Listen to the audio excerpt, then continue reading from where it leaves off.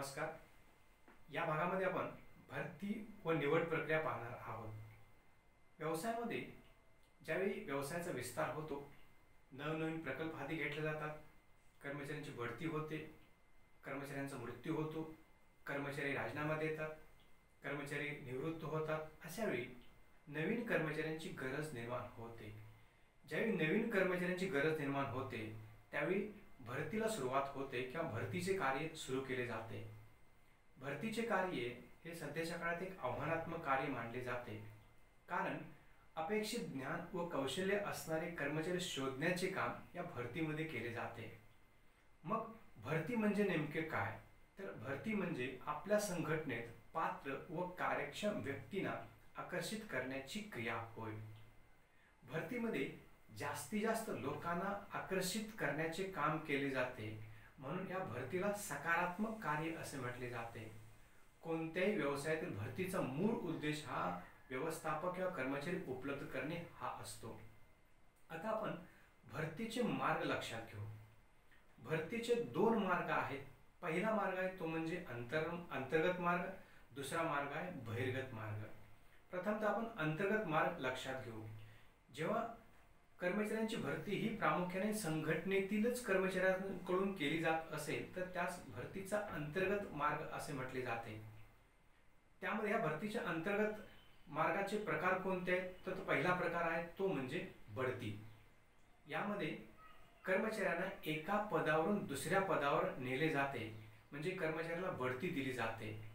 म्हणजे जे पद भरावायचे आहे ते कर्मचाऱ्यांच्या जे सहाय्यक आहेत किंवा वरिष्ठ अधिकाऱ्यांच्या हाताखाली जे काम करणारे कर्मचारी आहेत त्यांना वरील पद दिले जातं. त्यानंतर पुढचा प्रकार आहे बदली. म्हणजे एका कर्मचाऱ्याची बदली किंवा अनेक कर्मचाऱ्यांची बदली एका विभागातून दुसऱ्या विभागात केली जाते. वेगळ्या विभागातून हेड ऑफिसला बदली केली जाऊ शकते. त्यानंतर तिसरा प्रकार आहे अंतर्गत जाहिरात. या प्रकारामध्ये कंपनीचा जो नोटीस बोर्ड असतो त्या नोटीस बोर्डवर कंपनीची जाहिरात दिली जाते आणि या जाहिरातीमध्ये जे कर्मचारी जे अधिकारी इच्छुक आहेत त्यांना अर्ज करण्यासाठी सांगितले जाते. त्यानंतर चौथा प्रकार आहे निवृत्त व्यवस्थापक. अलीकडच्या काही वर्षामध्ये जे कर्मचारी निवृत्त झालेले आहेत त्यांना अपील केलं जातं की तुम्ही पुन्हा एकदा व्यवसायाला नवीन प्रकारची सेवा देऊ शकता. काही इमर्जन्सी परिस्थितीत या गोष्टीचा वापर हा केला जाऊ शकतो. त्यानंतर पाचवा प्रकार आहे सुट्टीवरील कर्मचाऱ्यांना परत बोलवणे. काही व्यवसायामध्ये कर्मचारी दीर्घकाळाच्या सुट्टीसाठी गेलेले असतात. जर इमर्जन्सीची परिस्थिती असेल तर त्या कर्मचाऱ्यांना पुन्हा बोलवले जाते आणि भरती करण्याचा प्रयत्न केला जातो. त्यानंतर 6 नंबरचा मुद्दा आहे वरिष्ठाकडून शिफारस.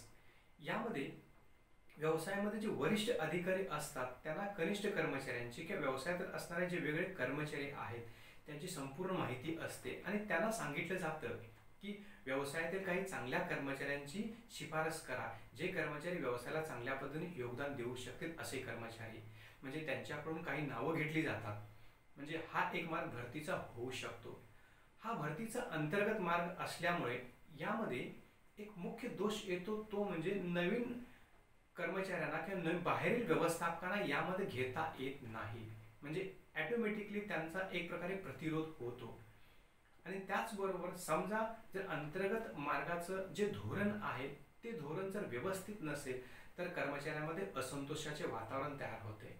म्हणून काही वेळा व्यवसायातील अंतर्गत मार्गाबरोबर बहिर्गत मार्गाचा देखील विचार केला जातो. बहिर्गत मार्ग म्हणजे नेमकं काय? जेव्हा व्यक्तीची निवड ही संघटनेबाहेरील व्यक्तीकडून केली जाते किंवा भरतीसाठी प्रोत्साहन दिलं जातं त्यास बहिर्गत मार्ग असे म्हटले जाते. मग हे बहिर्गत मार्ग कोणते? यामध्ये पहिला मार्ग आहे तो म्हणजे प्रसार माध्यमाद्वारे जाहिरात.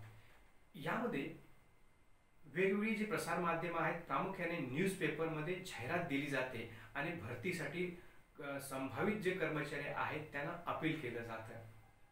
प्रामुख्याने लोकल न्यूजपेपर, राज्य पातळीवर न्यूजपेपर, राष्ट्रीय पातळीवर न्यूजपेपर, पद जसं आहे त्या पदानुसार ही जाहिरात दिली जाते. या जाहिरातीमध्ये भरती संदर्भात सविस्तर माहिती देण्याचा प्रयत्न केला जातो. त्यानंतर पुढचा प्रकार आहे खाजगी रोजगार केंद्रे, ज्याला आपण प्रायव्हेट प्लेसमेंट सेंटर असं म्हणतो.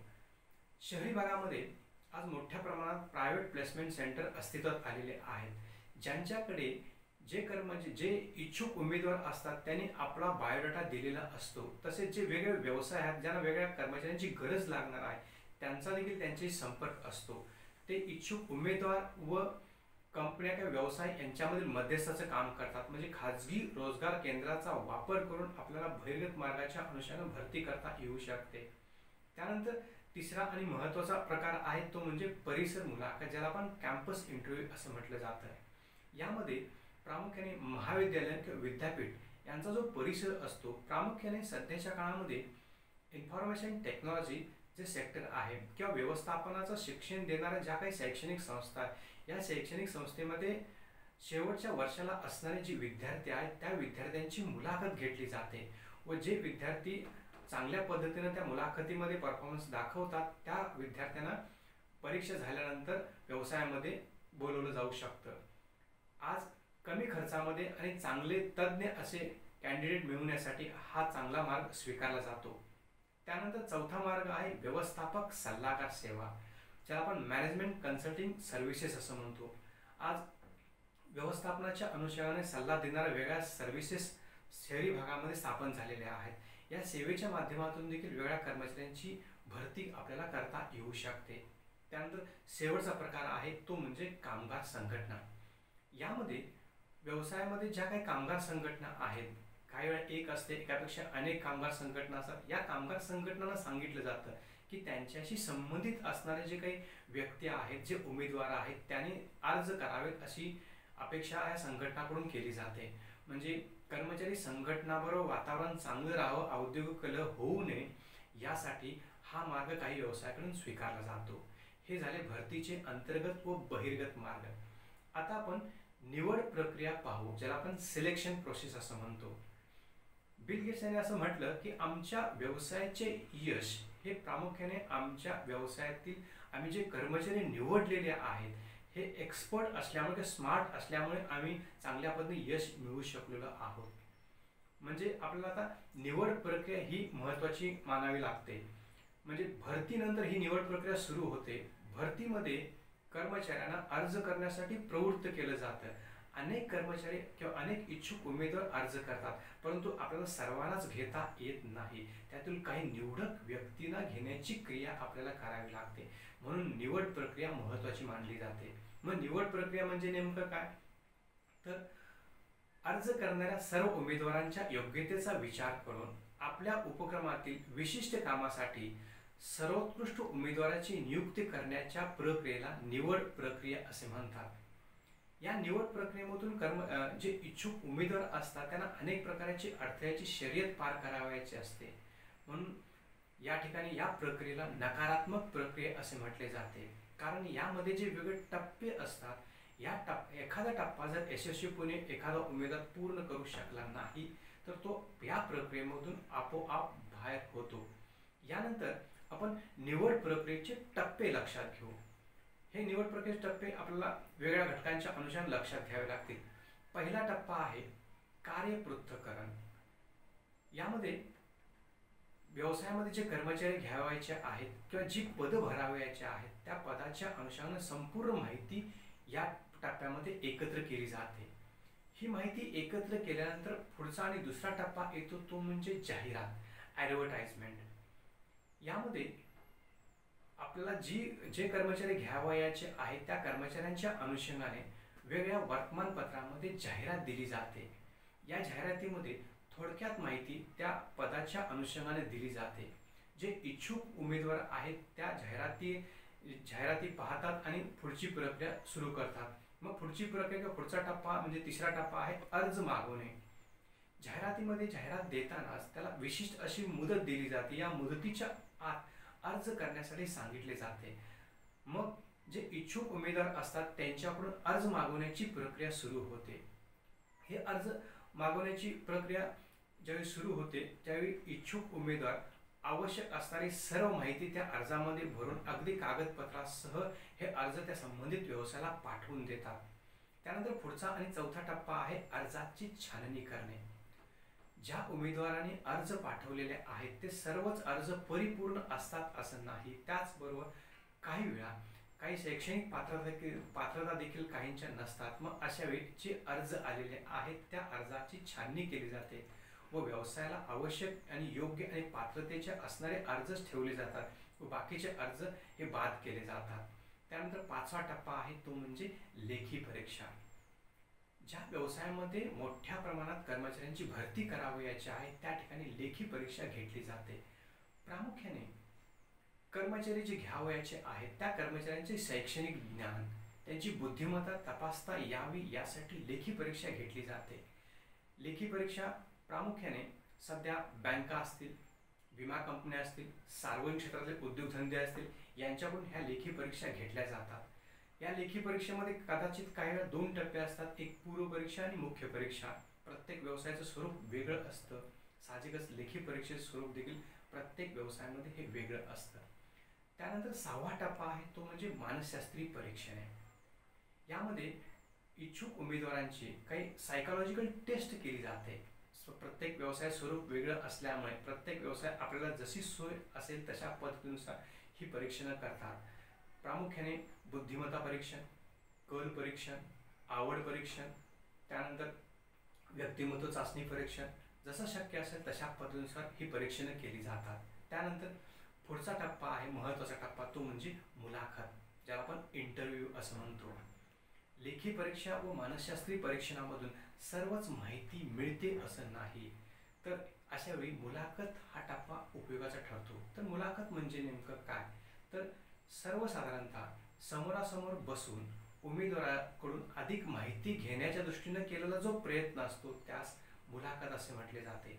या मुलाखतीमध्ये जो इच्छुक उमेदवार आहे तो आपल्या व्यवसायाला सुटेबल होऊ शकतो का, त्याच्याकडे गुण बलस्थानं नेमकी काय आहे, त्याच्या कमतरता काय आहेत हे पाहण्यासाठी ही मुलाखत महत्त्वाची ठरते.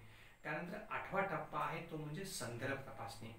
मुलाखतीमध्ये जे उत्तीर्ण होतात त्यांची संदर्भ तपासणी केली जाते. ज्यावेळी कर्मचारी इच्छुक उमेदवाराकडून अर्ज केले जातात त्यावेळी त्यांनी प्रतिष्ठित व मागील कंपन्याकडून काही संदर्भ अहवाल किंवा संदर्भ तपासणी सर्व काही कागदपत्र दिलेले असतात. याची तपासणी करणं या टप्प्यात महत्त्वाचं मानलं जातं. म्हणजे समजा एखादा कर्मचारी दुसऱ्या एखाद्या कंपनीत अगोदर असेल तर त्या कंपनीतील काही अधिकाऱ्याकडून त्याचं चारित्र्य, त्याचा अनुभव, त्याची वागणूक याची माहिती या टप्प्यामध्ये घेतली जाते. त्यानंतर 9वा टप्पा आहे तो म्हणजे वैद्यकीय तपासणी. काही पदासाठी जो उमेदवार असतो तो उमेदवार शारीरिकदृष्ट्या हा सदृढ असावाच लागतो. उदाहरणार्थ समजा उत्पादन विभाग आहे, सुरक्षा विभाग आहे, संग्रहण विभाग आहे, तो शारीरिकदृष्ट्या सुदृढ असण्यासाठी त्याची वैद्यकीय तपासणी होणं हे महत्त्वाचं आहे. या टप्प्यामध्ये वैद्यकीय तपासणी केली जाते. आणि सर्वात शेवटचा 10वा टप्पा आहे तो म्हणजे अंतिम निवड. वरील सर्व टप्पे जे उमेदवार पूर्ण करतात त्यांची आपल्या व्यवसायामध्ये अंतिम निवड केली जाते. अंतिम निवड केल्यानंतर त्या संबंधित उमेदवारास कंपनीकडून नेमणुकीचे पत्र पाठवले जाते. त्यामध्ये त्यांचे वेतन, त्यांच्या कामाच्या असणाऱ्या अटी, त्यांनी कधी जॉईन व्हायचे याची सर्व माहिती यामध्ये दिलेली असते. हा झाला कर्मचाऱ्यांची निवड प्रक्रियेचा टप्पा. यानंतर आपण पुढचा घटक विचारात घ्यायचा तो म्हणजे ई निवड, ज्याला आपण ई सिलेक्शन असं म्हणतो. सध्याचं युग हे तंत्रज्ञानाचं युग आहे. संगणक, मोबाईल बहुतांश व्यक्ती आज वापरतात. साहजिकच कंपन्याकडून देखील मोठ्या प्रमाणात वेगवेगळ्या तंत्रज्ञानाचा वापर केला जातो. हा वापर करताना ज्यावेळी कंपन्यामध्ये वेगवेगळ्या पद्धतीने कर्मचाऱ्यांची निवड करावयाची असते त्यावेळी इलेक्ट्रॉनिक घटकांचा वापर करून निवड केली जाते. या संदर्भात ई निवड ही संकल्पना महत्त्वाची आहे. तर ई निवड म्हणजे नेमकं काय? ई निवड म्हणजे संगणक व इंटरनेट यासारख्या माध्यमांचा वापर करून कर्मचाऱ्यांची निवड करणे होय. मग ही ई निवड करण्यासाठी कोणकोणत्या तंत्राचा किंवा टेक्निकचा वापर केला जातो ही काही तंत्रे आपण लक्षात घेऊ. यामध्ये पहिलं तंत्र आहे ते म्हणजे ई जाहिरात. आज हा एक सोपा मार्ग म्हणून विचारात घेतला जातो, कारण आज न्यूजपेपरला जाहिरात द्यायची असेल तर काही वेळा लाखोमध्ये खर्च येतो. अशा वेळी आपण इलेक्ट्रॉनिक घटकाच्या आधारे अगदी कमी खर्चामध्ये आपण संबंधित व्यवसायाच्या अनुषंगाने जे पदं भरायचे त्या पदांची जाहिरात आपल्याला देता येते. त्यानंतर पुढचं तंत्र आहे ई अर्ज. जाहिरात दिल्यानंतर कर्मचाऱ्यांना अर्ज करण्यासाठी प्रवृत्त केलं जातच, परंतु हे अर्ज पूर्वी भौतिक स्वरूपात दिले जात होते. आता हे अर्ज आपण ई घटकाच्या आधारे मागवू शकतो. म्हणजे कर्मचारी संगणकाच्या व नेटचा वापर करून घर बसल्या हे अर्ज संबंधित व्यवसायाकडे किंवा कंपनीकडे पाठवू शकतात. त्यानंतर पुढचं तंत्र आहे ते म्हणजे ऑनलाईन तपासणी.